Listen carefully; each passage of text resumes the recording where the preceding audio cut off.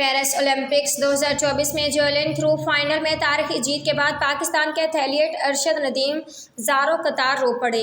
27 साला अरशद 92.97 मीटर की थ्रो करके पाकिस्तान की तारीख में तलाई तमगा जीतने वाले पहले इनफरादी एथलीट बन गए और गोल्ड मेडल जीतने के लिए पुरुमीद अरशद ने न सिर्फ ये कारनामा अंजाम दिया बल्कि ओलंपिक का नया रिकॉर्ड भी कायम किया। जेवलिन थ्रो इवेंट में अरशद की जीत के बाद एक वीडियो वायरल हुई है जिसमें खिलाड़ी को खुशी के आंसू बहाते हुए देखा जा सकता है।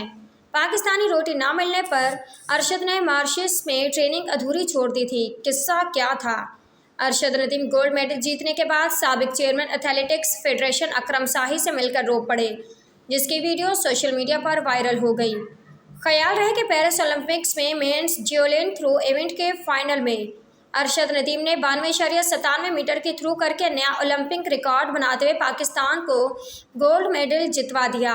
पाकिस्तान ने आखिरी मरतबा 8 अगस्त 1992 को ओलंपिक्स मेडल पोडियम पर कदम रखा था, जब कौमी हॉकी टीम ने बार्सिलोना ओलंपिक्स में नीदरलैंड्स को 3 के मुकाबले में 4 गोल से शिकस्त देकर कांसी का तमगा जीता था। जबकि पाकिस्तान ने आखिरी मरतबा 1984 में ओलंपिक्स में गोल्ड मेडल जीता था, जो कि हॉकी टीम ने ही दिलवाया था।